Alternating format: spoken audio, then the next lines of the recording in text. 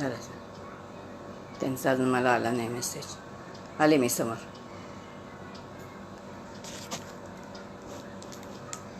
नाही नाही नाही नाही, आले ना, मी आले ना, काही प्रश्न नाही.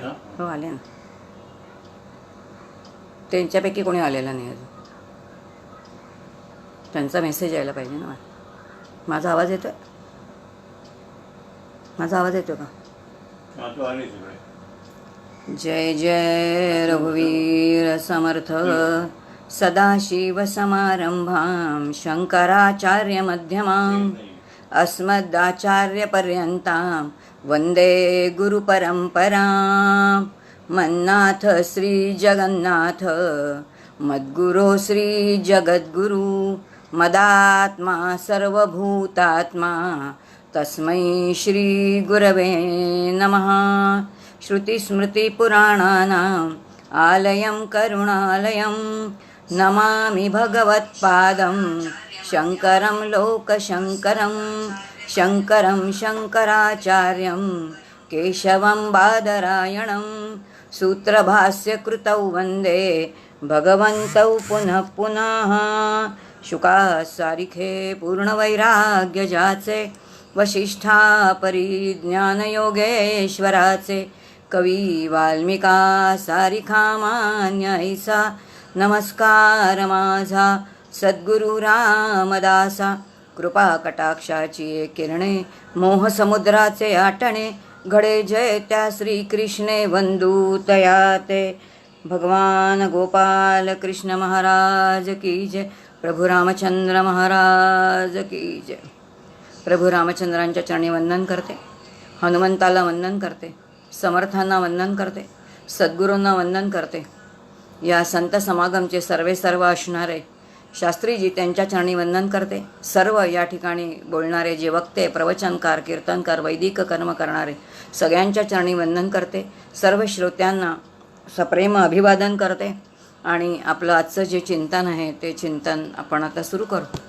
आपण जे उपनिषद बघतोय ते ऋग्वेदाच्या असणारं ऐतरेय उपनिषद आपण कालपासनं थोडं चिंतन त्याचं करतोय. आणि पूर्ण म्हणजे पिंड आणि ब्रह्मांडाची रचना कशी झाली, कशा प्रकारची केली आणि नरदेह ह्या सगळ्या 84 लक्ष योनीमधला तो वेगळा कसा आहे हा विचार आपण काल पाहिला. पहिल्या जो अध्याय आहे त्या पहिल्या अध्यायातला जो 3रा खंड आहे त्याच्या 10व्या मंत्रापर्यंत आपण आलो होतो काल. आता आज आपला जो 11वा मंत्र आहे त्या 11व्या मंत्रापासून आपल्याला सुरुवात करायची. काल आपण बघितलं होतं की त्या विधात्यांनी अन्न निर्माण केलं. त्यांनी जे जे निर्माण केलं ते सगळं अन्नच आहे. पण जेव्हा प्रत्यक्ष अन्न निर्माण केलं तेव्हा कोणी खाण्याचा प्रयत्न केला. तो वाणीने खाण्याचा प्रयत्न केला, मग तो कोणी खाल्ला प्राणाने केला, मग तो गंधाने केला, डोळ्यांनी केला, कानाने केला, सगळ्यांनी मनाने केला, शिस्नाने केला, सगळ्यांनी ते अन्न ग्रहण करण्याचा प्रयत्न केला. पण कोणालाही काही ते शक्य झालं नाही. आणि सगळ्यात शेवटी कोणाला ते अन्न ग्रहण करणं शक्य झालं तर अपानाला शक्य झालं. आणि म्हणून मग अन्न ग्रहण करणं आणि ते खाणं आणि ते पचवणं हे कार्य कोणाचं आहे तर ते अपानाचं आहे. या देहाच्या उपाधीमध्ये अपानाचं ते कार्य आहे. इथपर्यंत आपण काल आलो होतो. आणि म्हणून अन्न ग्रहण करणं हे एकाचंच आहे का. पण आता अपान काय आहे तर तो प्राण आहे, म्हणजे पंचप्राण आहेत. आणि हे पंचप्राण जे आहेत ते सूक्ष्म आहेत, तेच ऊर्जा निर्माण करतात. आणि ऊर्जा निर्माण करतात त्याच्यामुळे शक्ती मिळते, ज्याला आपण म्हणतो एनर्जी मिळते, आपल्याला शक्ती मिळते कार्य करायची. आणि म्हणून जेव्हा जेवायला बसतो तेव्हा आपण काय करतो तर एक घास बाजूला काढून ठेवतो, त्याला आपण म्हणतो ना चित्रावती किंवा चित्राहोती, ही काढून ठेवतो. आणि पंचप्राणांचं स्मरण करायचं. नैवेद्य दाखवताना आपण तेच म्हणतो व्यानाय स्वा समानाय स्वा वगैरे. ह्या 5 प्राणांचं स्मरण करणं आणि त्यांना पहिल्यांदा अन्न देणं आणि त्यांना देऊन आपण प्रसाद रूपाने खाणं, इथपर्यंतचा विचार आपण काल पाहिला होता. आता आपण पुढच्या मंत्राकडे जाणार आहोत. आता त्यांनी म्हटले की हे सगळ्या ज्या काय त्या देवता आतमध्ये स्थिरावल्या. कुठे कुठे जायचं, कसं कसं जायचं, हे सगळं काय झालं तर हे सगळं ठरलं. विधात्याने अशा प्रकाराने कार्य करेल. पण मुख्य म्हणजे ब्रह्मतत्व जे आहे त्या ब्रह्मतत्वाने अजून या देहाच्या उपाधीमध्ये प्रवेश केलेला नव्हता. ब्रह्म विचार करते. आता अध्यारोपाची भाषा आहे बरं. ब्रह्म विचार करते जोपर्यंत मी या देहामध्ये जाणार नाही तोपर्यंत कसं काय या देहाला चैतन्य कसं काय प्राप्त होणार आणि मी कोण आहे हे जीवाला कसं काय कळेल? याचा अर्थ त्याला ज्ञान पाहिजे, त्याला चैतन्य पाहिजे. आणि म्हणून मग ज्ञानस्वरूप असणारं ते ब्रह्म चिंतन करते, विचार करते की या देहामध्ये मी आता आत कसं काय शिरायचं, मी कुठून जावं असा विचार करते आणि कोणत्या मार्गाने मी काय करायचं आहे तर या देहाच्या मध्ये प्रवेश करायचा ठरले. आणि मग त्याचं चिंतन दिले. खूप छान आहे. असं म्हटले की ऐसी माझी या बळे, ब्रह्म म्हणते ऐसी माझी या बळे, मानवा मी कोण कळे, ऐसा मी माझी खेळे सर्व देही.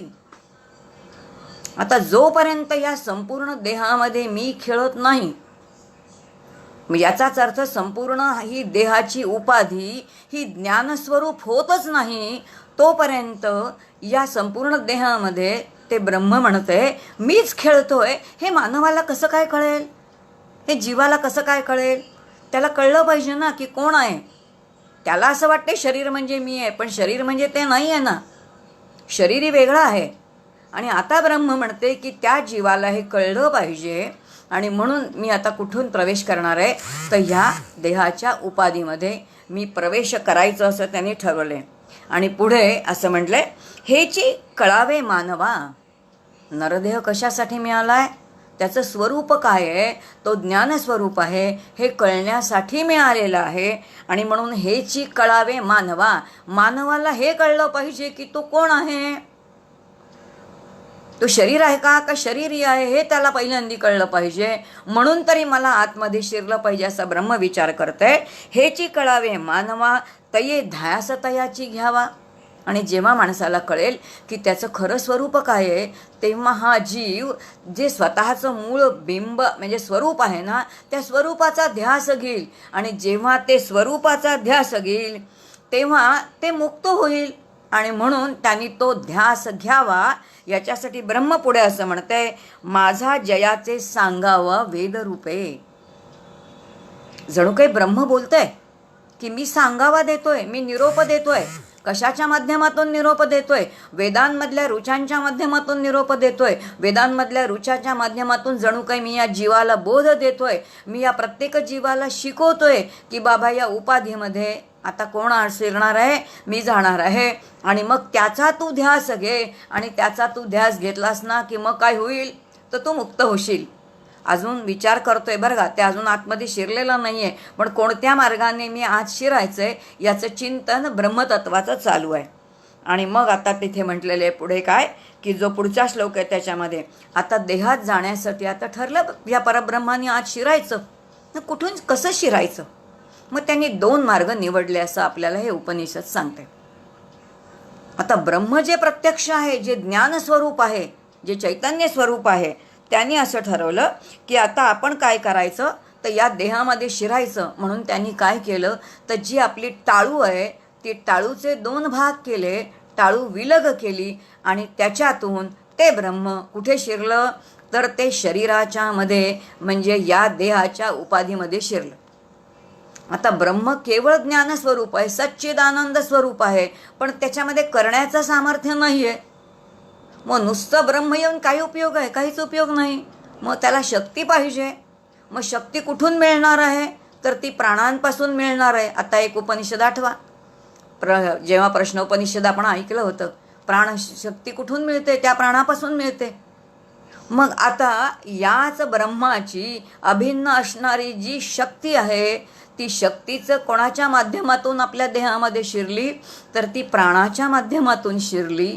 आणि मग तिने कोणता मार्ग धरला तर ब्रह्म जे आहे ते टाळूतून आत शिरलं आणि शक्ती जी आहे, प्राण जे आहेत ते कशातून आत शिरले तर ते पायातून आत शिरले.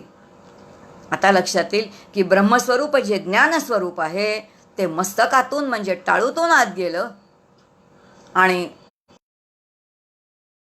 ती कुठून गेलेली आहे तर ती पायामधून आत गेलेली आहे. आणि अशा तऱ्हेने हे संपूर्ण आत गेल्यानंतर आता ते संपूर्ण शरीराच्या उपाधीमध्ये व्यापून राहिलं. आता शक्ती संपूर्ण शरीराच्या उपाधीमध्ये व्यापून आहे आणि ते ब्रह्मतत्वही कसं आहे तर किंवा आता ते शरीरामध्ये शिरल्यानंतर ते ब्रह्म नाही झालं, आता ते सीमित झालं, उपाधीने युक्त झालं. आता त्याला ब्रह्म न म्हणता काय म्हणायचं तर त्याला आत्मा म्हणायचं. आणि म्हणून असा तो जो आत्मा आहे तो या शरीरामध्ये संपूर्ण शरीराच्या उपाधीमध्ये भरून राहिला. ब्रह्माला प्रश्न पडलाय, मानवाला हे कळेल काय? मी संपूर्ण ह्याच्या आतमध्ये भरून राहिलेला हे ह्याला कसं काय कळेल? प्रश्न येईल. पण हे फल आहे आणि जे नरदेह फल आहे तो ज्ञानस्वरूप आहे. जीवाला असं वाटतं की मी ज्ञान मिळवावं आणि मी ज्ञानी व्हावं, पण त्यांनी ज्ञानी नाही व्हायचंय, त्यांनी ज्ञानस्वरूप व्हायचंय हे त्याला नाही समजत. आणि सुंदर दृष्टांत मला वाटतं आपण एकदा बघितला होता की नाही आठवत नाही, पण आपण पुन्हा तो दृष्टांत बघू की एका शेतकऱ्याने काय लावलेलं आहे, तर ऊसाचं शेत लावलेलं आहे आणि आता तो वाट बघतोय की त्याला पीक यायचंय.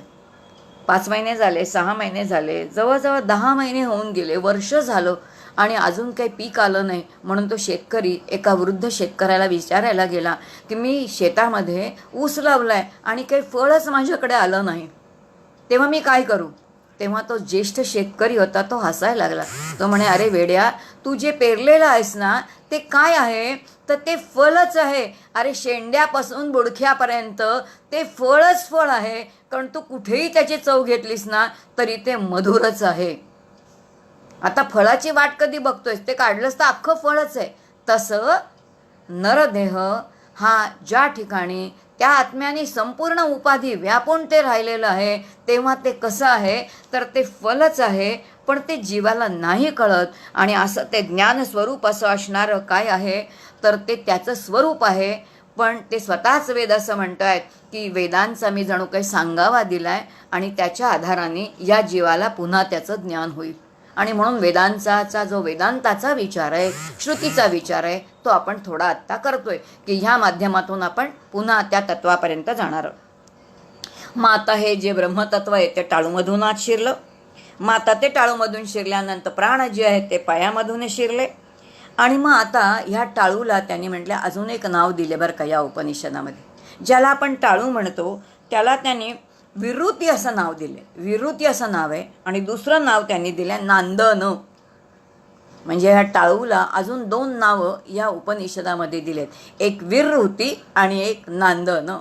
ह्या ठिकाणून तो जो काही ते ब्रह्मतत्व आहे ते देहाच्या आता उपाधीमध्ये शिरल्यानंतर तिथे सगळ्या इंद्रियांच्या देवता त्या इंद्रियांच्या मध्ये स्थिर जाऊन राहिल्या. आता चैतन्य आलं. चैतन्य आल्याबरोबर काय झालं? तर त्या ब्रह्मस्वरूपाने आत उपाधीत प्रवेश केल्याबरोबर चैतन्य प्राप्त झालं. आणि चैतन्य प्राप्त झाल्याबरोबर या शरीराला चलनवलन सुरू झालं. श्वास सुरू झाले, प्राणशक्ती सुरू झाली. आणि आता इंद्रिय जी आहेत ती इंद्रिय कार्य करायला लागले. आणि आता हे कार्य कसं चालतं त्यांनी सांगितलं. या नरदेहाच्या हे जे काही आता नरदेह जे आहे की ज्याचं कार्य सगळं सुरू झालं, मग त्याचा दृष्टांत दिला आहे की सगळी वृक्ष आणि वेली त्या उपनिषदामध्येच दिलं आहे. जाई आहे, जुई आहे, चाफा आहे, चमेली आहे. हे जे सगळ्या जी फुलं आहेत, ही फुलं जी आहेत ही काही काळ छान या सगळ्या वेली किंवा ही फुलं राहतात, त्याच्यावरती सुंदर फुलं येतात. आणि फुलं सगळी जी आहेत ते एकदा ती फुलं कोमेजतात. आणि फुलं कोमेजल्यानंतर तो जे झुडूप आहे, ती वेल आहे, ती वेलसुद्धा पुन्हा कोमेजून जाते. काही काळ ती वेल कोमेजून अव्यक्तामध्ये जाते. आणि नंतर पुन्हा जेव्हा थोडा पावसाळा येतो, अनुकूल परिस्थिती येते, तेव्हा ती वेल पुन्हा काय होते? तर ती पुन्हा बहरते.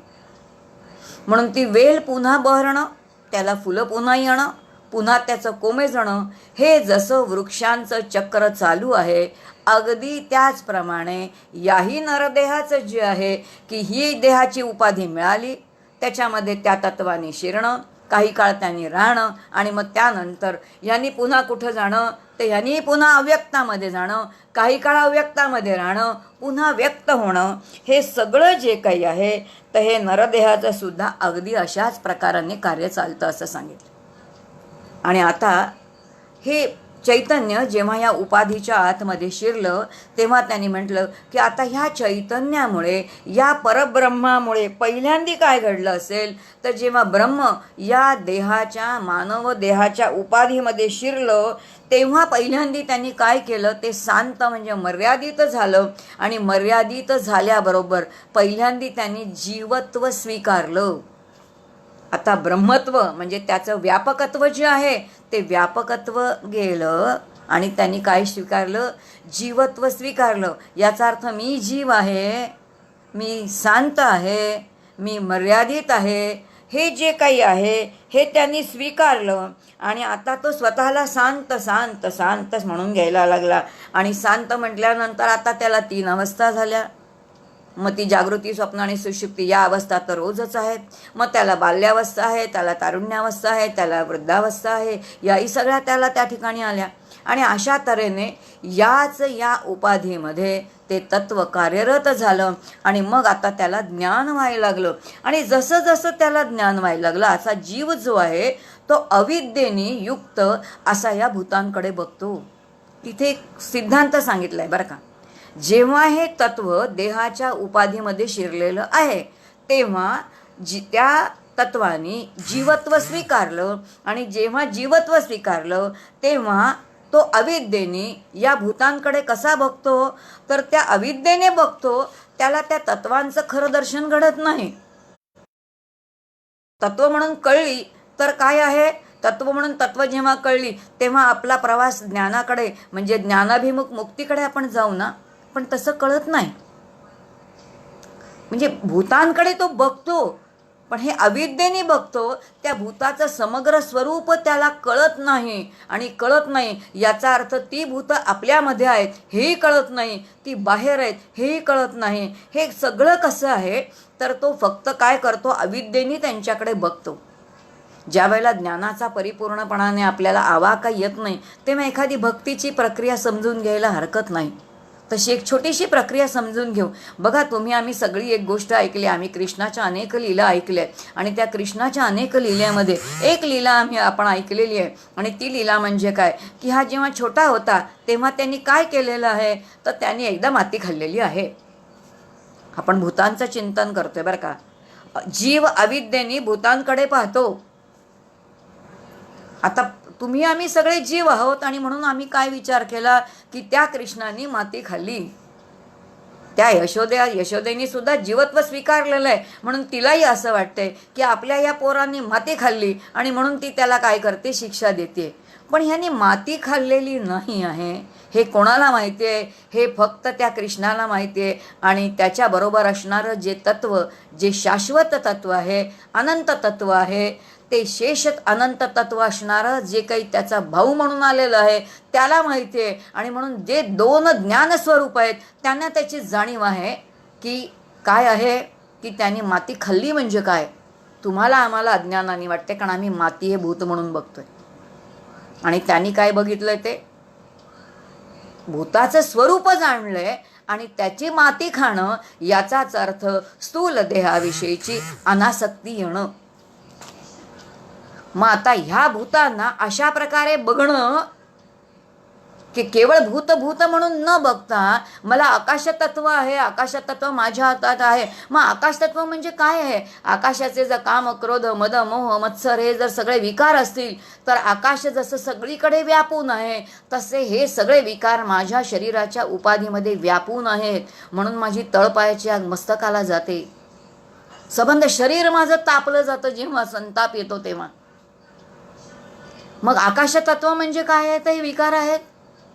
हे जे जाणणं आहे हे जाणणं कुणामुळे शक्य आहे? त्यांनी सांगितलं की आता हे सगळं जर जाणायचं असेल तर ज्या वेळेला ह्या ब्रह्मानी जीवत्व स्वीकारलंय तेव्हा त्याला जेव्हा मुक्तीचा प्रवासाला त्या जीवाला निघायचं आहे त्यावेळेला हे सगळं ज्ञान कोण देतं? तर सद्गुरू त्याला ज्ञान देतात. आणि सद्गुरू जे ज्ञान देतील ते कोणतं असेल? तर ते आत्मज्ञान देतील. बाबा रे, तू शरीर नाही आहेस, तू आत्मा आहेस. आत्मा हे तुझं शरीर आहे. आणि म्हणून आमचे परमपूज्य डॉक्टर काका नेहमी म्हणतात, झोपेतून जरी आपल्याला कोणी उठवलं ना, कोणी विचारलं बाबा तू कोण आहेस, आपल्याला चटकन सांगता आलं पाहिजे मी आत्मा आहे. तर हे जे याच्यावरती हा संस्कार आपल्यावरती करून घेणं की मी शरीर नाही, मी हात नाही, मी पाय नाही, मी कोण आहे? तर मी आत्मस्वरूप आहे. हे जे आपल्याला करून घेणं आहे हा बोध आपल्याला कोण करतं? तर सद्गुरू करतात. आणि तो आपल्याला आपल्या अंतरंगावरती बिंबवून घ्यावा लागतो, अखंड बिंबवावा लागतो. तो एका दिवशी बसून होत नाही ना. परमपूज्य डॉक्टर काका त्याला सुंदर एक दृष्टांत देतात. ते म्हणतात कसा दृष्टांत आहे, तर म्हणे आपल्याला घरावरती जर रंग लावायचा असेल भिंतींना, तर असलेल्या भिंतीवरती आपल्याला नवीन रंग लावता येत नाही.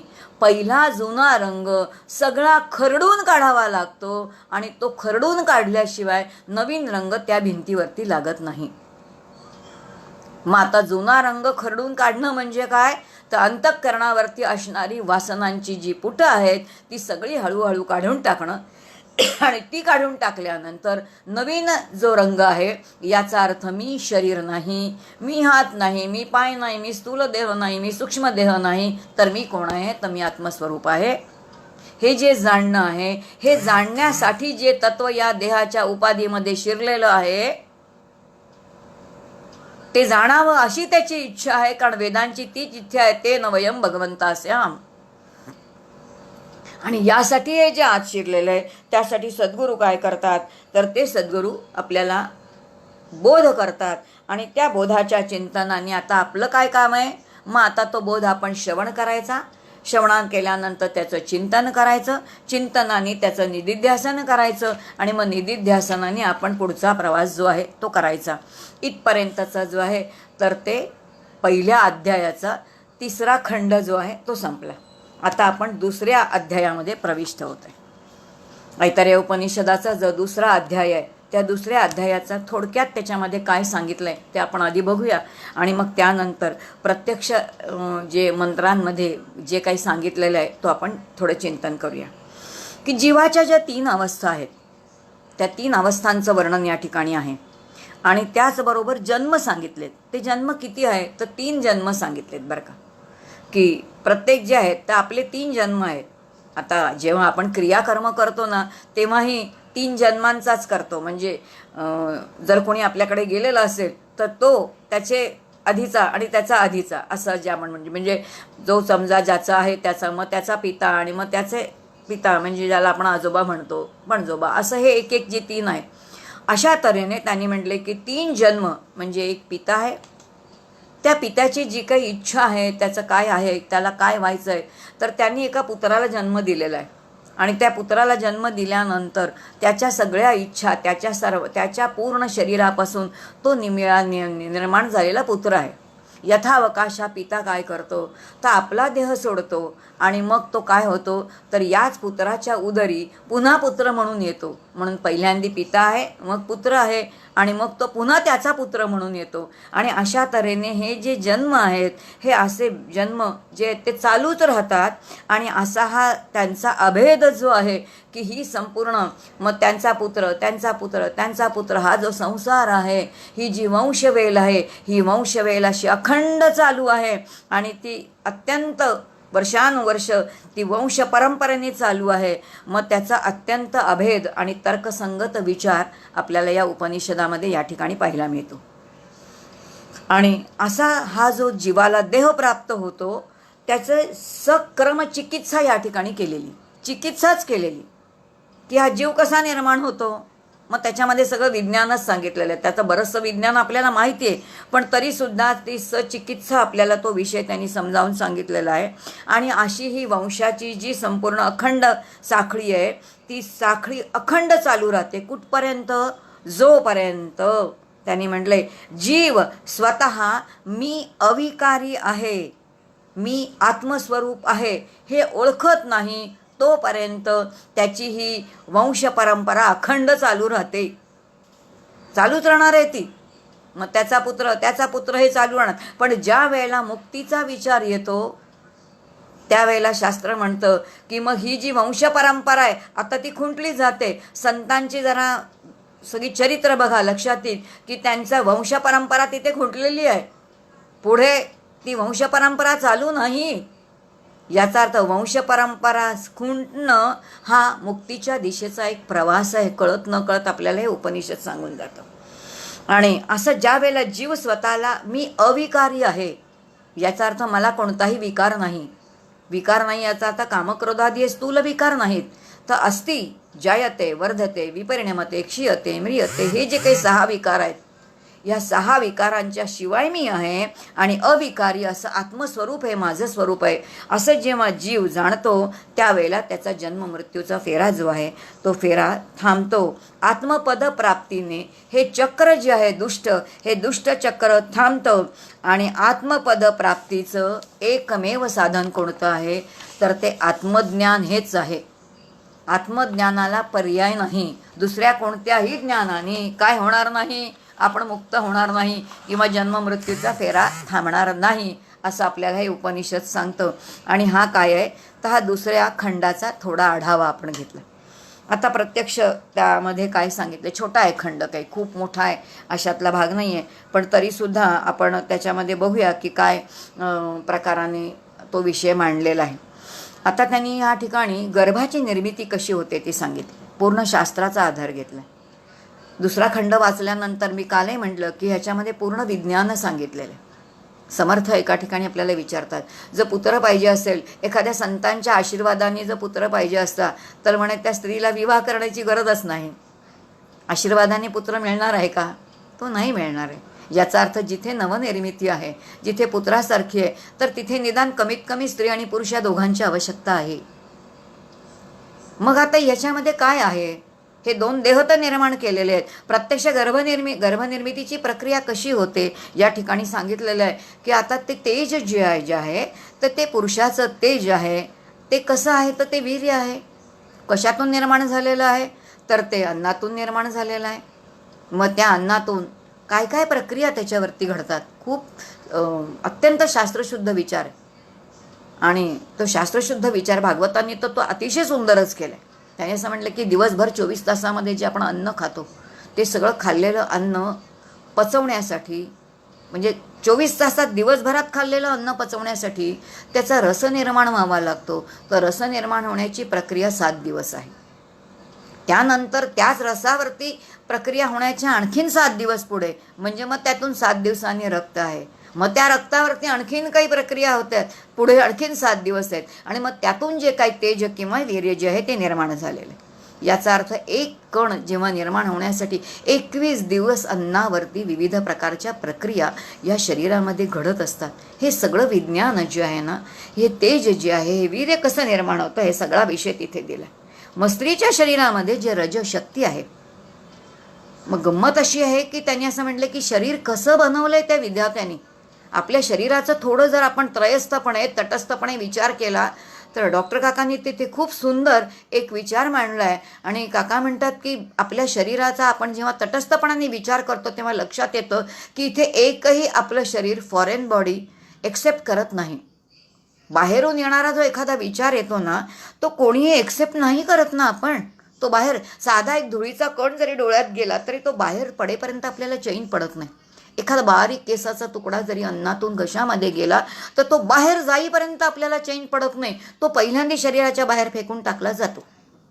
पण तरीसुद्धा त्यांनी म्हटलंय की असं हे जे काही वीर्य आहे ते वीर्य जे स्त्रीच्या शरीराचा अंगभूत भाग नाही तरीसुद्धा ते जरी फॉरेन बॉडी असली तरी ती ते काय करते, ती धारण करते. आणि ती धारण केल्यानंतर तो जीव धारण करते आणि तो जीव धारण केल्यानंतर यथावकाश तो तिच्यापासून अलग होतो. आणि तो अलग असणारा ती जितकी पूर्ण आहे तितकाच तो दुसरा पूर्ण जीव तो पुत्र रूपाने निर्माण होतो.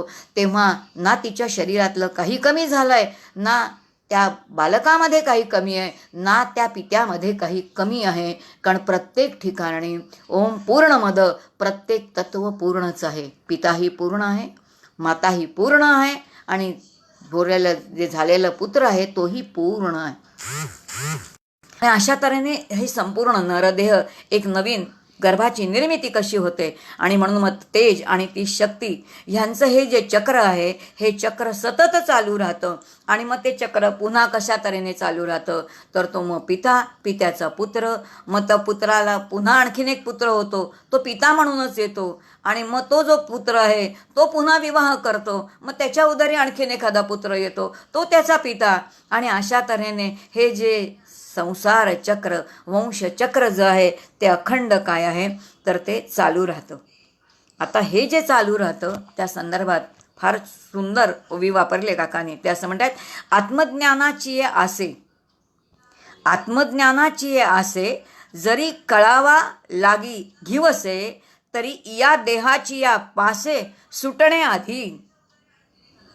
आता ह्या सगळ्या चक्रातून जर जीवाला सुटायचं असेल तर त्यांनी एकमेव गोष्ट केली पाहिजे, आणि ती म्हणजे काय केली पाहिजे, तर आत्मज्ञानाची या आसे. याचा अर्थ त्या जीवानी कसली आस धरली पाहिजे, तर मला आत्मज्ञान व्हावं, मी ही एकच आस धरली पाहिजे. जरी कळावा लागे घेवसे, आणि म्हणून हे कळावं यासाठी जेव्हा तो प्रयत्नशील राहील, आत्मा म्हणजे काय आहे, माझं आत्मस्वरूप म्हणजे काय आहे हे जाणण्यासाठी जेव्हा तो प्रयत्न करेल, तरी या देहाची या पाशे सुटण्याआधी, तेव्हा पहिल्यांदी या चिंतनामधून काय होईल, असं आत्म्याचं चिंतन करता करता, आत्मस्वरूपाचं चिंतन करता करता, या देहाची या पाशे म्हणजे हा देह मी आहे, हा जो माझ्यावरती पाश आहे म्हणजे मी देह आहे, या अविद्येने जो मी जीव बांधून ठेवलेला आहे, मी स्वतःला देह समजते, मी स्वतःला माणूस समजते, या देहाचं जे नाव आहे तेच मी माझं नाव आहे असं समजते. हा जो पाश आहे, हा पाश तेव्हा सुटला जातो. मग आता हा पाश सुटण्यासाठी पहिलं कोणतं चिंतन करायला सांगितलंय, तर पहिलं चिंतन करायला सांगितलंय आत्मज्ञानाची आस धरा. आता हे श्रुतीची आपल्याला आज्ञा आहे बरं. जीवाने आत्मज्ञानाची आस धरली पाहिजे, त्यासाठी दिवस रात्र प्रयत्न केले पाहिजेत. तेव्हा पहिल्यांदी काय घडेल, तर पहिल्यांदी स्वतःच्या देहाचा पाश सुटेल, आणि जेव्हा स्वतःच्या देहाचा पाश सुटेल मग त्यानंतर पुढचा सगळा प्रवास आहे. पण हाही लगेच सुटेल का? चला आज अभ्यास सुरू केला आणि उद्याच्या उद्या देहाची आसक्ती आली असं होईल का? ते होणारच नाहीये. तोही अभ्यास बराच काळ करावा लागणार आहे. आणि मग तो कसा करायचा आहे त्यांनी सांगितलंय, पुढच्या चरणामध्ये सांगितलंय, विवेका विरक्ती विण. आता हे जर जाणून घ्यायचं असेल, मी आत्मस्वरूप आहे हे जाणून घ्यायचं असेल, तर दोन गोष्टी त्या साधकाकडे, त्या भक्ताकडे, त्या अध्ययन करणाऱ्या त्याकडे दोन गोष्टी निश्चित पाहिजेत. त्या कोणत्या पाहिजेत? एक म्हणजे, दुसरं म्हणजे विरक्ती पाहिजे. विरक्ती पाहिजे म्हणजे वैराग्य पाहिजे. म्हणून विवेका विरक्ती विण नाही कहीची ठिकाणं. या दोन गोष्टी नसतील तर आपण या ठिकाणी टिकूच शकत नाही. याचा अर्थ अंतरंगामध्ये विषयांच्या विषयीचं वैराग्य पाहिजे, देहाच्या विषयीचं वैराग्य पाहिजे, भोगांच्या विषयीचं वैराग्य पाहिजे, आणि त्याचबरोबर विवेक पाहिजे. कारण भोग तर तुमच्या माझ्यासमोर येणारच आहेत, ते प्रारब्धाने ईश्वराने आणून ठेवलेच आहेत. जेवणाच्या निमित्ताने भोग येणार आहेत. आंघोळ करण्यासाठी सुद्धा मला गरम पाणी रूपाने माझ्यासमोर भोग येणारच आहेत. सुंदर सुगंधी तेल माझ्यासमोर भोग येणारच आहे. साबणाचा एखादा सुंदर साबणाचा गंध, सुगंधी साबण, हा भोग माझ्याकडे येणारच आहे. हे प्रारब्धाने येणारे आहेत. मग ह्याच्यातून कसं सुटणं आहे? मग तिथे विवेक वापरणं आहे. याचाच अर्थ हा इंद्रियांचा आहे, हा माझा नाही. काल जो आपण विचार बघितला, भोग इंद्रियांचं अन्न आहे, ते अन्न त्या इंद्रियांना देऊन टाकून मी त्याच्यापासून वेगळं होणं आहे. आणि म्हणून त्या इंद्रियांचा भोग त्यांना देणं आणि आपण त्याच्यापासून अलगद सुटणं. आणि यासाठी काय आहे तर विवेक वापरणं. आणि एरवी सारीच वणवणं शब्द उखरी. आता नुसतं विवेक आणि वैराग्य तोंडाने म्हणून विवेक आणि वैराग्य मिळणार नाही, तर ते शब्दांचा खेळ होईल. शब्दांच्या खेळांनी काहीच मिळणार नाही. हे प्रत्यक्ष गुण जे आहेत ते अंतरंगामध्ये बाणावे लागतील, आणि ते बाणून त्यानुसार आपल्या जीवनाची घडी बसवावी लागेल असं सांगितलंय. आणि मग या ठिकाणी म्हटले, अशा तऱ्हेने जेव्हा एखादा साधक किंवा तो भक्त चिंतन करतो, तेव्हा तो स्वतःच्या देहाच्या पिंजऱ्यातून आपली सुटका करून घेण्यासाठी काय करतो? आत्मज्ञानाचा ध्यास घेतो. किती ओवी सुंदर आहे बघा, की तो स्वतःच्या देहाच्या पिंजऱ्यामध्ये अडकलेला आहे. तुम्ही आणि मी सगळे आपण आपल्या देहाच्या पिंजऱ्यामध्ये अडकलेलो आहोत. आपल्याला फक्त छातीचा पिंजरा माहिती आहे, पण छातीच्या पिंजऱ्यापेक्षा सुद्धा आपण देहाच्या पिंजऱ्यामध्ये सगळेजण अडकलेलो आहोत. आणि त्यातून जर सुटका करून घ्यायची असेल तर एक ध्यास आपल्याला घेतला पाहिजे. आणि तो म्हणजे कोणता? तर तो आत्मज्ञानाचा जो ध्यास आहे तो घ्यावा लागेल. आणि मग विवेकरूपी ज्ञानाला वैराग्याची बैठक लागते आणि मग विरक्ती विना ज्ञान जे आहे ते कसं आहे तर शब्दांच्या माळावरती वणवण फिरतं असं सांगितलंय.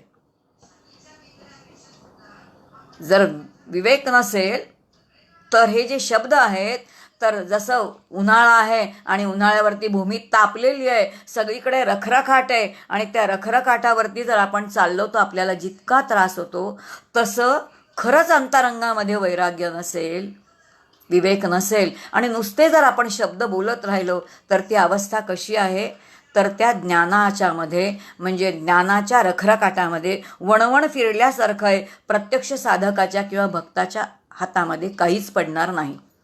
आणि म्हणून त्यासाठी हे गुण जे सहज आपल्या अंतरंगामध्ये बिंबले जातात का हे आपण त्रयस्थपणे बघायचं आहे आणि त्याचं चिंतन करायचं आहे. आणि असं जे काय आहे तेव्हा हे करताना आपल्याला आता संवादी चिंतन करावं लागेल. जसं मी देह आहे म्हणणं हाही अहंकारच आहे आणि आता मी आत्मा आहे म्हणणं हाही तर अहंकारच आहे ना. मी कुणीतरी आहे, मग मी देह आहे हे अविद्येमध्ये असलं तरी ज्ञानामध्ये मी आत्मा आहे म्हणणं याचा अर्थ मी कुणीतरी वेगळं आहे, याचा अर्थ इथे विशेष मी आहे, याचा अर्थ दोन्हीकडे जर मीचं प्रगटीकरण असेल तर हा मी जो आहे हा भेसळीचा मी आहे. आणि म्हणून हा भेसळीचा मी असणारा हेही गेलं पाहिजे. पण हे जाण्यासाठी सुरुवातीला मी आत्मा आहे हे संवादी साधन, हे संवादी मी जो आहे ते संवादी विचार आपल्याला स्वीकारावे लागतील.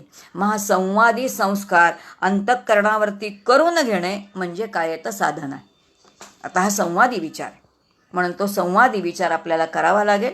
त्या संवादी साधना करून आपण काय करावं लागेल तर त्या विचारांनी मी देह आहे या पिंजऱ्यातून आपल्याला अलगद ह्याच्यातून बाहेर पडायचं आहे असं आपल्याला हे उपनिषद सांगतो.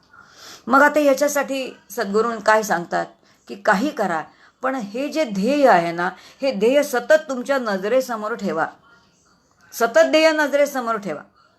आता ते सतत ध्येय नजरेसमोर ठेवा याचा अर्थ मी काय नाही तर मी देह नाही. आता हे पुन्हा पुन्हा सारखं ज्ञानाचं चिंतन आपल्याला होतं का हो की नाही होत. मग ते होत नाही म्हणून संत अगदी सोपं करतात आणि संत म्हणतात की क्षणाक्षणाला सर्वसामान्य माणसं जी आहेत ती आत्मस्वरूपापासून पतित होतात आणि ती पतित होतात म्हणून पुन्हा आत्मस्वरूपापर्यंत येण्यासाठी कोणाचा आधार घेतो आपण तर एखाद्या नामाचा आधार घेतो आणि त्या नामाच्या साह्याने पुन्हा आपण कुठे येतो तर विषयातून त्या विषयांचा त्याग करतो आणि नामाच्या स्मरणाने पुन्हा आपण अंतःकरणामध्ये म्हणजे आपल्या आत्मस्वरूपावरती येतो. आता लक्षात येईल नामसाधन ह्याचं काम काय आहे. जे विषयांची जी बहिरंगाची धाव आहे इंद्रियांच्या मार्फत असणारी ती अलगदपणे थोपणं आणि ती थांबवून ठेवून बहिरंगाची धाव थांबवणं आणि इंद्रियांना पुन्हा अंतर्मुख करणं, आत वळवणं हे साह्याने करता येतं, नामसाधनेने किंवा चिंतनाने करता येतं. काही करा पण आता या ठिकाणी काय सांगितलेलं आहे की तुमचं जे ध्येय आहे ते ध्येय समोर ठेवणं पाहिजे असं सद्गुरू सांगतात. आणि मग त्यांनी सांगितलं एक दृष्टांत दिलं आहे बरं का, खूप वेगळा दृष्टांत आहे, आपल्याला ऐकल्यानंतर कदाचित आवडणार नाही पण त्यांनी त्या उपनिषदामध्ये ती तशी ओवी वापरली. त्यांनी असं म्हटले की एखादा प्रवचनकार आहे, एखादा कीर्तनकार आहे, तो श्रोत्यांना सांगतोय, काय सांगतोय की तुम्हाला आत्मस्वरूपाची प्राप्ती करून घ्यायची, आत्मस्वरूपापर्यंत जाण्यासाठी विषयांचं चिंतन बाजूला करायचं आहे. आणि अशा या प्रवचनाच्या ठिकाणी, अशा या कीर्तनाच्या ठिकाणी जर एखादी गर्भिणी स्त्री आली तर तिला बाहेर जा असं कोण सांगतं. तो वक्ता तिला अगदी गोड बोलतो आणि तिला म्हणतो बाई क्षमा कर पण तू काय कर, तू या सभागृहाच्या बाहेर जा आणि बाहेर बसून तुझे विचार तू ऐक, तू ह्या सभागृहामध्ये बसू नकोस. ह्या उपनिषदांपुरता हा विचार आहे बरं का, नाहीतर आपण सगळीकडे लावायला गेलो तर फार अवघड होईल, आपल्याला जीवन जगणं अवघड होईल. एकतर तो काळ जुना काळ आहे, त्या काळामध्ये अशा प्रकारचं होतं कारण स्त्री असताना वगैरे. तर हे का सांगितलं असेल. त्यांनी असं म्हटले की एखादी गर्भिणी स्त्री ज्या वेळेला ज्या ठिकाणी विवेक आणि वैराग्याचं चिंतन चालू आहे, ज्या ठिकाणी आत्मचर्चा चालू आहे, त्या ठिकाणी जर अशी एखादी गर्भिणी स्त्री गेली असेल तर कदाचित तिला पाहिल्यानंतर श्रोत्यामध्ये एखादा जर आहे ज्याचं मनावरती त्याचं स्वतःचं नियंत्रण नाही आहे, मनावरती त्याचा ताबा नाही आहे, ती गर्भिणी स्त्री बघितल्याबरोबर त्याच्या मनामध्ये काय येणार आहे की ही गर्भिणी आहे, याचा अर्थ हिने काय केलेला आहे तर हिने संभोग केलेला आहे. श्रवण काय करतोय? आत्मस्वरूपाचं श्रवण करतोय, ब्रह्मचिंतन करतोय, शिकतोय की काय शिकायचं आहे की मला वैराग्य आणायचं आहे, मला विवेक आणायचं आहे, हे सगळं शिकणं चालू आहे. आणि अशी जर एखादी स्त्री बघितली तर ते शिकणं कुठंतरीच राहतं. आणि मग विचार काय येईल की गर्भिणी आहे म्हणजे काय आहे, म्हणजे श्रवण काहीतरी चालू आहे आणि आतलं चिंतन वेगळंच चालू आहे. आणि म्हणून असं काही होऊच नाही आहे. म्हणून त्या काळामध्ये असा ते प्रवचनकार कीर्तनकार अगदी गोड बोलून सांगत होते. आणि म्हणून आपल्याकडे म्हणतात मग कोण आहेत, मग किती दिवस जावं मंदिरामध्ये, मग 5 महिन्यानंतर अशा ठिकाणी जाऊच नाही का सांगितलेलं आहे. मग शास्त्राने बंधन घालून टिकलं की अशा बाईने तिथं जाऊ नये. पण त्याच्या मागचा किती सूक्ष्म विचार आहे, म्हणजे आपलं मन किती विषयांच्या मागे असं जातं ते कळतही नाही, हे जीवाला नाही समजत. आणि म्हणून कळत न कळत काय केलेत अशा प्रकारची बंधनं घातलेली आहेत. आणि अशा तऱ्हेने बंधनं सांगितल्यानंतर की जीवाचं त्याच्यावरती बंधनं नाही. आणि म्हणून तो प्रवचनकार कीर्तनकार काय करतो, तिलाच बाहेर सांगतो. आणि मग त्यांनी असं म्हटले की असं या मानवी देहाचं वैशिष्ट्य कोणतं असेल तर ते कोणतेही बाहेरील पदार्थ जे आहेत ते अंतरंगामध्ये धारण करत नाहीत. आपण आत्ता बघितलं, तो विषय बघितला की जसा एखादा केस आहे तो बाहेरच पडतो, तो आतमध्ये राहतच नाही. तो बाहेर पडेपर्यंत आपल्याला चैन पडत नाही. एखादा जरी आतमध्ये गेलं तर ती उलटी होऊन जाईल, आपल्याला काहीतरी करेल. एखादा खडा कुठेतरी गेला, अगदीच काही नाही तर काही बारीक एखादा खडूची पेन्सिल वगैरे गेली तर डॉक्टरांकडे गेल्यानंतर डॉक्टर पहिल्यांदा काय म्हणतील, चला ह्याला काय द्या, याला पहिल्यांदा एरंडेल द्या आणि ह्याचा कुठा साफ करून टाका. याचा अर्थ ते सगळं सुटून जाऊ द्या आतून. आतमध्ये जे काही बाहेरचं आहे ते सगळं सुटून जाऊ द्या. असं सगळं असलं तरीसुद्धा या ठिकाणी एक सिद्धांत सांगितलेला आहे की ती स्त्री त्या पतीचं तेज का धारण करते, कारण त्या पतीला तिने आपलं मानलेलं आहे म्हणून. जर त्या परपुरुषाला तिने आपलं मानलेलं नसेल तर ती ते तेज धारण करत नाही. मग असं जे काही तेज आहे ते ती धारण करते आणि मग ती त्याचं पोषण करते. आणि अशा अविद्येने हा जो देह आहे या देहाची निर्मिती होते आणि असं हे सगळं चालू आहे. पण वामदेवांना म्हणे केव्हा ज्ञान झालं, जेव्हा वामदेव मातेच्या गर्भामध्येच शिरत होते. सूक्ष्म आहेत. याचा अर्थ जेव्हा आपला देह जातो तेव्हा मृत्यू नेमका कोणाला येतो, मृत्यू कोणाला येतो. स्थूल देहाला मृत्यू येतो का? स्थूल देह तर तो जड आहे, त्याला मृत्यू नाही. मग सूक्ष्म देह हा वासना स्वरूप आहे. इथे तर वासना आहे. वासनेने नेमकी कोणती जागा धरलेली आहे तर बुद्धीची जागा धरलेली आहे. आणि म्हणून वासना बुद्धीवरती स्वार होते आणि सूक्ष्म देह जो आहे तो सूक्ष्म देह सुटून जातो. आत्मस्वरूप जे आहे ते नित्यच आहे, त्यामुळे त्याचं येणं नाही जाणं नाही, तो नित्य असा असणारा. त्यामुळे आत्म्याला मुक्त होण्याचा प्रश्नच नाही आहे, त्या शरीरामध्ये तो आहेच.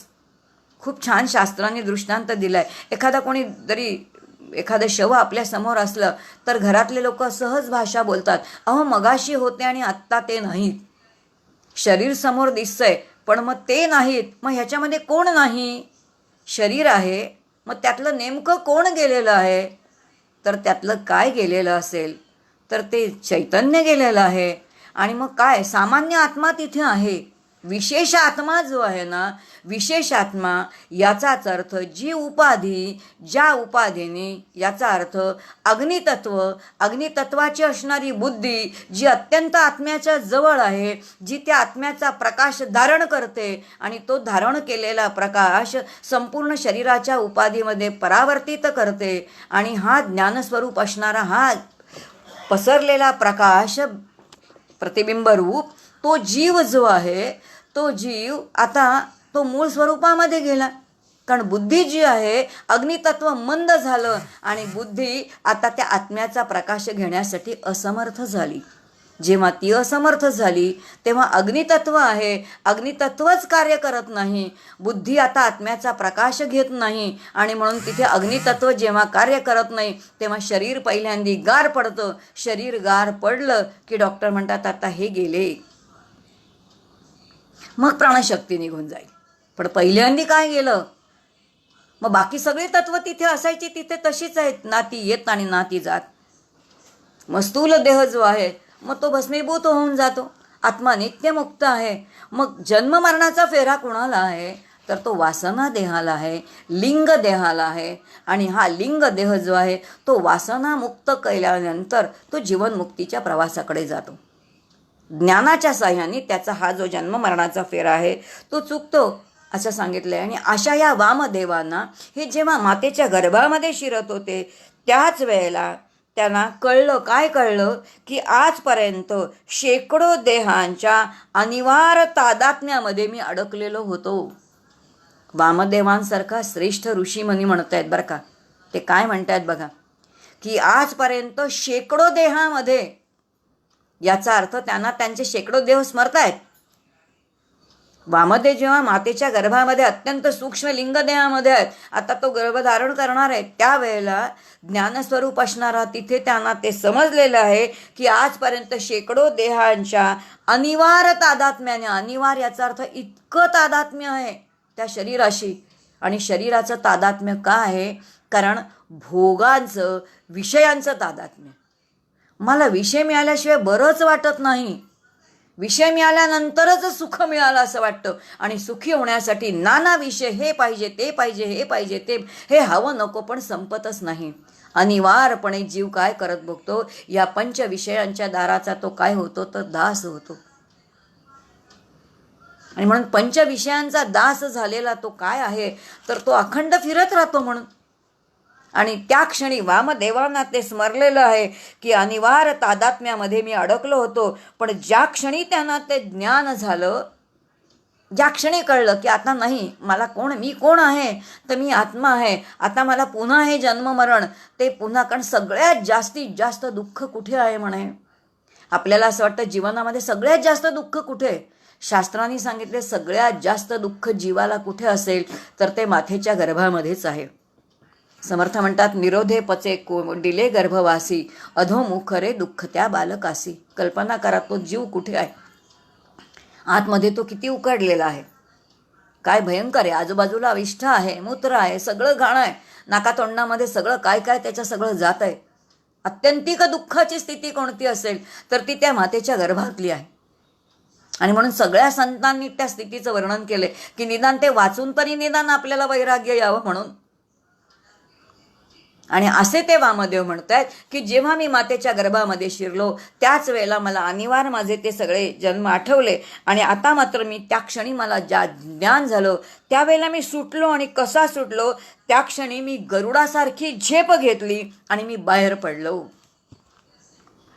गरुडासारखी झेप घेतली म्हणजे गरुडाच्या पंखामध्ये विलक्षण सामर्थ्य आहे. आणि ते सामर्थ्य असं आहे की ते उड्डाण घेऊन बाहेर पडणं आहे. जसा गरुड असा एखादा उड्डाण घेऊन बाहेर पडतो तसा आता तो देह मी सोडला. देह मी आहे म्हणजे देहोहम हा भाव माझा गेला. आता देहच मी नाही म्हटल्यानंतर देहामधले भोगही माझे नाहीत, म्हणून तिथे कर्तृत्वही माझं नाही. जिथे कर्तृत्व माझं नाही तिथे भोक्तृत्व तरी कुठून काय असेल.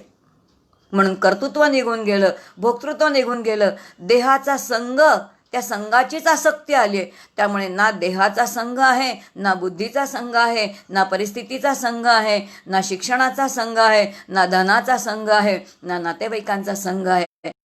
संघ सुटून गेले. मग असे सगळे एक एक एक एक एक एक त्यावेळेला सुटले गेले. आणि हे का सुटले गेले, कारण आत्मचिंतनाने स्वरूप कळलं. आणि ज्या वेळेला स्वरूप कळलं तेव्हा गरुडासारखा म्हणे मी काय केलं, तर झेप घेऊन या देहाच्याच बाहेर पडलो. आणि देहाच्या बाहेर पडलो याचा अर्थ देह नाही टाकून दिला त्यांनी. देहाच्या विषयी अनासक्ती आली. आता ते देहामध्येच आहेत पण देह नाहीत. आणि म्हणून मी देह नाहीत या त्यांच्या विचाराला सहजता आली. आणि म्हणून आता मी आत्मा आहे, मी आत्मा हे घोकावंही लागत नाही. डॉक्टर काका म्हणतात आपल्याला घोकावं लागतं.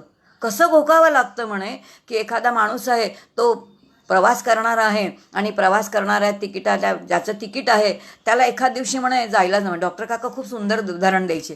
ते म्हणायचे एकदा मला म्हणे मुंबई टू कोल्हापूर जायचं होतं, मला तिकीटच नाही मिळालं. माझा एक मित्र आहे तो म्हणाला अरे माझ्या त्या तिकिटावरती तू जा. तो मित्र म्हणाला, म्हणे तुझं मग तू आला TC तर नाव काय सांग. मी विश्वास पाटील असं नाव सांग म्हणाले. काका म्हणाले, मी कोण होतो, माझं नाव वेगळं होतं, पण आता तो TC आला म्हटल्यानंतर मला त्याला काय सांगावं लागेल. त्या रात्रीपुरतं मी विश्वास पाटील, मी विश्वास पाटील असं म्हणे मी घोकलं.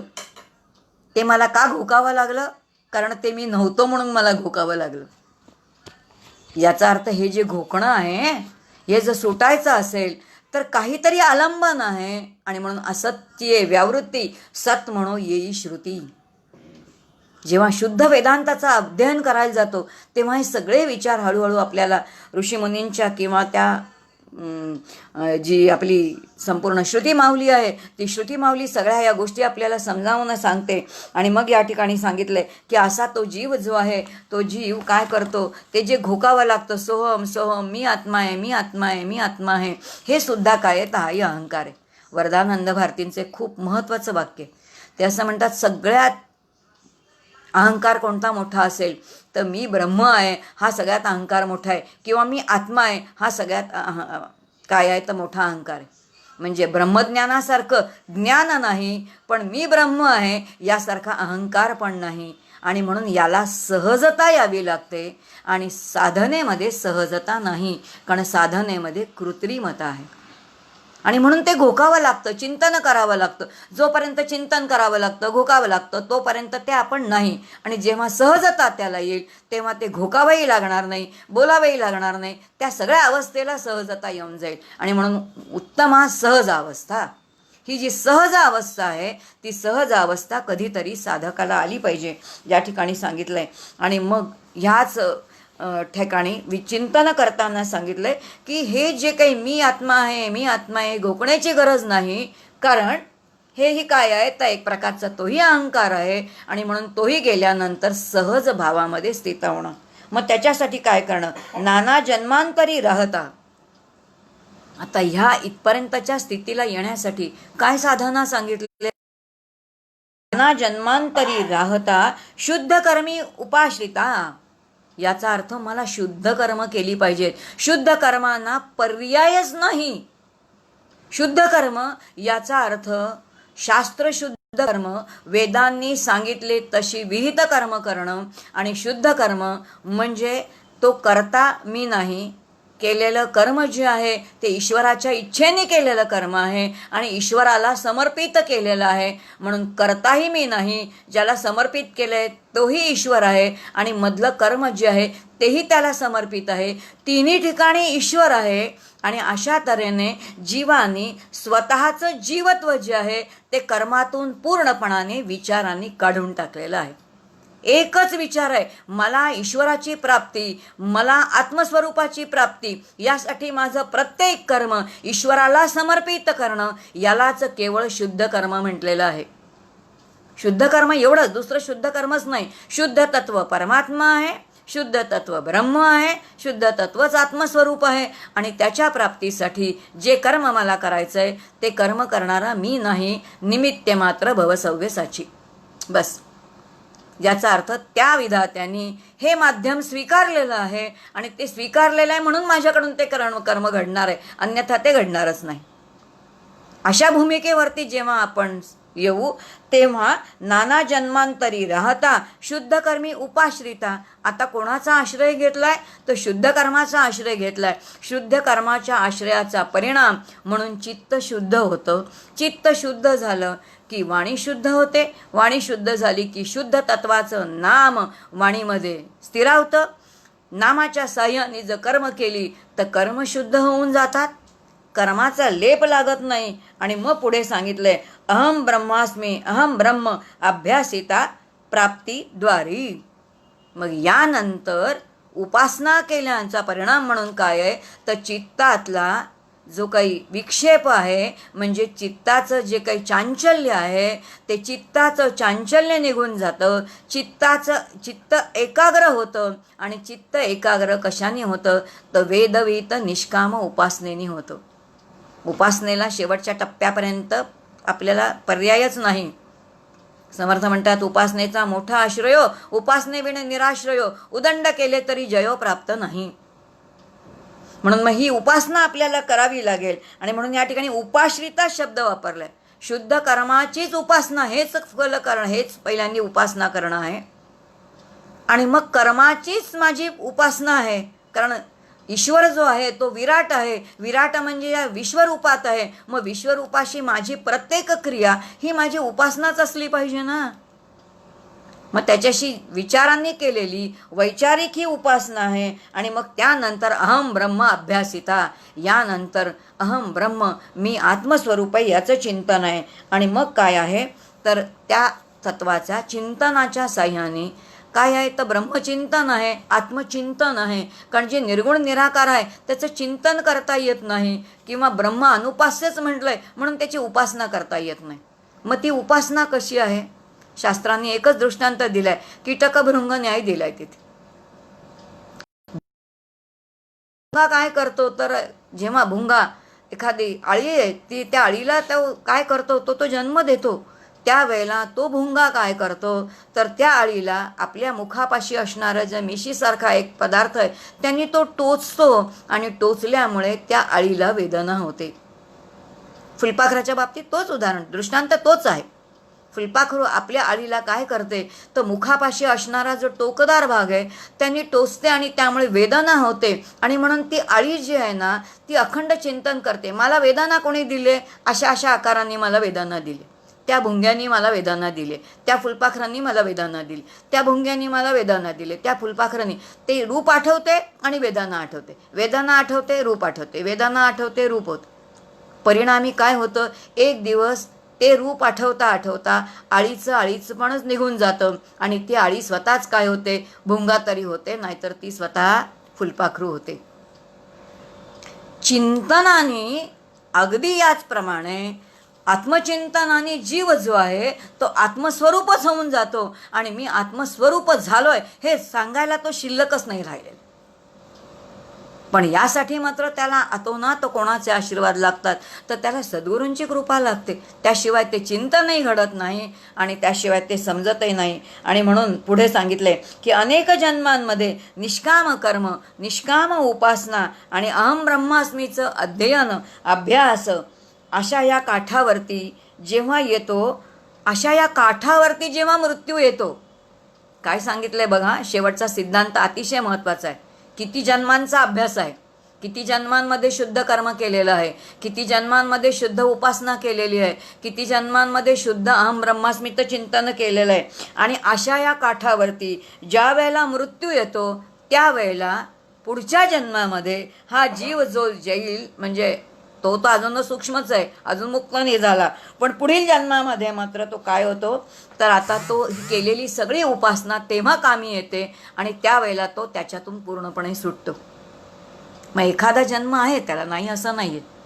माऊलींनी खूप छान सांगितले, भातगवट्यासारखा एखादा जन्म आहे की तो भाताचं शेत कापल्यानंतर काहीतरी एखादे शिल्लक राहतं, हिरवगार गवत येतं, पण ते कणीस धारण नाही करत. तसा तो जो जीव आहे तो शेष प्रारब्ध जे अगदी थोडं शिल्लक आहे तेवढ्यासाठी तो जन्माला येतो, पण तो आता प्रपंच करण्यासाठी येत नाही. त्याचं तेवढं शेष प्रारब्ध भोगतो आणि तो सुटतो. पण हे सुटणं केव्हा आहे तर ज्या वेळेला त्या मृत्यूच्या काठावरती त्याला आठवतंय की मी आत्माच आहे, मला येणं जाणं नाही आहे, हे त्या क्षणी आठवायचं असेल तर किती जीवनभर आपल्याला साधना करावी लागेल. आता लक्षात येईल की अध्ययन करायला पर्याय नाही, आणि म्हणून श्रुती माऊली आपल्याला या ठिकाणी अध्ययन करायला सांगते. आणि म्हणून आपला देह काय आहे, ही इंद्रिय त्यांनी दिलेली आहे, हा सगळा स्थूल जे काय आहे हे सगळं त्यांनी दिलेलं आहे. म्हणून जीव धारण करणं म्हणजे काय, मृत्यू येणं म्हणजे काय, आणि त्या सगळ्या देहाचं जे चिंतन आहे, हा सगळा भाग कोणता आहे त्या दुसऱ्या खंडाचा भाग आहे. आणि या दुसऱ्या खंडाचं चिंतन आपण केलं, आणि आता तिसरा खंड जो आहे त्याचं चिंतन आपण उद्या करूया. बरोबर 5:02-4 झालेली दिसत आहेत. आजची वेळ संपलेली आहे. आजचा हा जो काही ऐतरेय उपनिषदाचा दुसरा खंड जो आहे, दुसऱ्या अध्यायातला जो काही विचार आहेत त्या सगळ्या मंत्रांचं आपण चिंतन केलं की हा देह कसा आहे, तो प्रवाहरूपानी वंशरूपानी कसा आहे, तो नित्य आहे, आणि तो केव्हा सुटतो तर आत्मज्ञानाच्या साह्यानेच तो सुटतो. आणि म्हणून आत्मज्ञान करून घेतल्याशिवाय आपल्याला पर्याय नाही आणि त्यासाठी त्याचं चिंतन केलं पाहिजे, ध्यास घेतला पाहिजे, अशी श्रुतीची आज्ञा आहे. आणि जर ती श्रुतीची आज्ञा आपल्या हितासाठी असेल तर ती आपण अंतरंगामध्ये धारण केली पाहिजे आणि ती धारण करून श्रुती जे आपल्याला सांगते त्याप्रमाणे आपल्या जीवनाची घडी बसवून घेतली पाहिजे. हे आपल्याला दुसऱ्या या अध्यायातून शिकायला मिळतं. आपण आता उद्या तिसऱ्या अध्यायाचं चिंतन करूया. ही सगळी सेवा वेदवनारायणाच्या चरणी समर्पित करते. इथेच थांबते. जय जय रघुवीर समर्थ. हरिओम तत्सत.